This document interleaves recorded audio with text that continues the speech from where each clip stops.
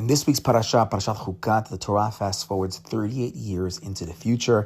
The 40-year punishment for the sin of the spies is now over. The previous generation has died. The new generation is about to enter the land of Israel. But now we're going to find out the elders of the generation. We had three great leaders, Miriam and Nevi'ah, Aaron Kohen, and Moshe Rabbeinu. Three siblings, three leaders of the Jewish people. 2 out of 3 are going to die in this week's parasha, and the third is going to be told he's not going to make it in either. So early on in the parasha, second Aliyah, Miriam and Nevi'ah passes away. She dies, and immediately after she dies, the Be'er Miriam, the well of water, disappears. There's no more water. Each of the three brought a special zechut into the world. Miriam had the Be'er Miriam. Aharon brought the clouds. That's why at the end of this week's parasha, we're going to have ourselves Aharon dying as well. And the clouds are going to disappear. And then eventually the Melech Arad, there's going to be a little bit of a war that the Jewish people have to fight. And then the man was the zechut of Moshe Rabbeinu. So we have ourselves water from Miriam. We have the clouds from Aharon and the man from Moshe Rabbeinu. The three zechut, the three tzaddikim. And when the tzaddik at Miriam dies, the water disappears. So now the people come to Moshe Rabbeinu and they start to complain, and they say, "What's going to be? We're going to die. We don't have any water. We're not going to make it." And this is in the middle of Moshe and Aharon sitting shiva on Miriam. Actually, Chazal tell us that the Bnei Yisrael learned from here that it was the zechut of Miriam that brought them the water, but they need a drink. So Hashem tells Moshe Rabbeinu, he says, go and speak to the rock. He says, Kachat hamateh, take your staff, v'hakel et ha'edah, and gather the whole Jewish people, and you and your brother go, v'dibartem el hasela. And the two of you will go and you're going to speak to the rock in front of everybody, make a massive Kiddush Hashem. And after you speak to the rock, we spoke once about maybe praying and doing tefillah to HaKadosh Baruch Hu. We're going to speak, do some kind of like a Seret HaDibrot kind of moment. You're going to speak to the rock. The water is going to come out. Major Kiddush Hashem in front of everybody. And it's going to be massive, massive stuff. But ultimately, that's not what Moshe does. Because Hashem had also told him, take the mateh with you. And we spoke once in the past that Hashem was saying, make a contrast. You have the mateh in one hand, which symbolizes force. You have the water in you have the speak in the other hand, which is much softer. And I want you to take the speech and not the stick. But Moshe does the exact opposite. He hits the rock twice, and the water comes out, and Hashem says, whoa. Because you didn't make the Kiddush Hashem, and the way Rashi learns, because you didn't speak to the rock, but you hit the rock, therefore you and your brother are going to die, and at the end of the parasha, Aaron is going to die, and then eventually Moshe Rabbeinu, you're going to die, you're not going to be able to enter the land of Israel. It's the sin of the stone. And again, there's many, many interpretations. We've given many in the past, many interpretations of what went wrong over here. But according to Rashi, on the simple level, Moshe was supposed to speak to the rock, make some kind of miracle through speech, but instead he hit the rock, and that was the mistake. But if we go back to Parashat Beshalach, we go back to when the Jewish people first entered the desert, we have a similar story back there where immediately after leaving Egypt, we had 2 little stories early on where they ran out of water. In the desert, it's hard to get water. And in one of the stories, Hashem tells Moshe Rabbeinu, he says, Moshe, go to the tzur, go to the rock, and hit the rock. And when you hit the rock, the water is going to come out. So Moshe Rabbeinu goes out, he hits the rock, and the water comes out. Big miracle. So the question that the Mefarshim asks is, I don't understand. How come in the first story, back in Beshalach, Hashem tells him to hit the tzur, but in our parasha, Hashem tells him to speak to the sela. Now notice that there's different languages for stones. If you're out there in the desert, if you live in the desert, every type of stone will have a different type of name to it.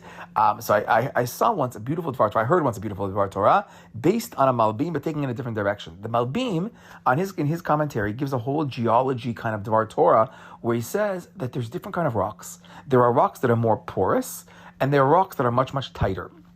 And he says the water could be hidden inside the rock. He says in the case of a tzur, the tzur is a very, very tight rock. So in order to get to the water out of that tight rock, you got to hit it. While the sela is a much more porous rock, doesn't need as much work to it to get it out. And he has a whole geology kind of thing, Ayin Sham in the Malbim. But I heard once, taking this idea, let's take it in a more drushi kind of way, and midrashically, maybe we can say a little bit different, that Moshe Rabbeinu was known as this great leader, and part of being a great leader is to understand your flock, understand your people, and understand what they need. And there are certain people who are going to need to be hit. There are certain people who are so tough and stubborn that if you want to get them to move anywhere religiously, Jewishly, spiritually, if you want them to think about God, you got to push them a little bit. You got to hit them a little bit. You got to smack them a little bit. You got to take that stick. You got to take that mateh and try to wake them up a little bit. That's one type of person. But there's other type of people where if you come with the force, you come with the deen, you come with the justice, and you're strict, they're going to run the other way. They're going to be like, what in the world do you want from me? This is crazy. I don't want to deal with that. Rather, for these kind of people, You have to speak nicely. You have to speak calmly. You have to know how to talk. Now, the different stones symbolize the different ways to lead. And Moshe Rabbeinu who is the greatest leader we ever had, but it seems to be that in this point over here, towards the end of his life, there's a bit of a critique. You were using the wrong type of technique. You were supposed to speak to this rock. It's a sela. It's not a tzur, and you're not supposed to hit it. And there's now a mistake in leadership over here. Actually, the Kli Yakar says a similar idea, but instead of saying there's different kinds of people, he says you have to realize that, when a person is little kids, they need to be hit more. They need to be explained a little bit clearer. Now, today we don't do hitting.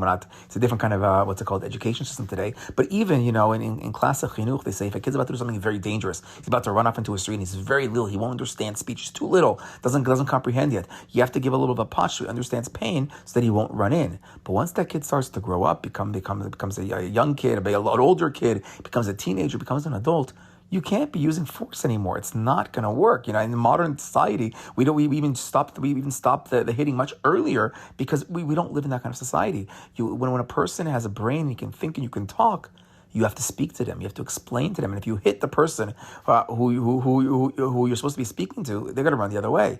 He says, the Kli Yakar, the Jewish people 40 years earlier with the slave mentality needed to be hit. But now we're 40 years later. Now the Jewish people have grown up. And now when they're grown up, you can't use the same techniques you used earlier on. But actually, if we want to go with the timeline as a brand new generation, we can say that maybe our generation in the desert now, generation 2.0, they don't have the slave mentality anymore. So they don't need that hitting. The slave mentality, which is much more rough, much more gruff. You need to be a little bit more forceful. And they understood the language of force. This young generation that grew up in the desert, they have a different way of talking. We have to speak to them. We know the greatness of Moshe Rabbeinu was he understood how to deal with each of his flock. There's a beautiful midrash Rabbah in Shemot. It's Shemot Rabbah. It's Perek Bet, Siman Bet, where it speaks about the greatness of Moshe Rabbeinu as a shepherd and the greatness of David HaMelech as a shepherd. And it says by David HaMelech that when he went to shepherd his sheep, he would say he would shepherd. He would take the older ones, the younger ones, the middle-aged ones, and there's different levels of grass, softer grass, harder grass, and he made sure that every level, the babies, the little sheep, the sheepales, and the older sheep, they need softer grass, or because their teeth just don't work as well yet. Well, the middle-aged are the middle-aged sheep. They can take the coarser grass. So David HaMelech knew how to give to each sheep the kind of grass he has to have. And the midrash goes on. That's David HaMelech. He says similarly, says by Moshe Rabbeinu that one day he found one of his sheep and it ran away. One little sheep ran away and was thirsty, and he found the sheep by the water. He says, "Oh, you must be tired. I didn't know." And he carries that sheep back on his back, on his shoulders. Meaning Moshe Rabbeinu's greatness was he understood what every Jew was and knew how to relate to every Jew. So they're saying now, 40 years later, when he's still hitting the rock instead of speaking to the rock, so Kli Yakar says, no, there's a change that happened, and he's not acting the proper way to a Jewish people that have grown up. Shabbat Shalom.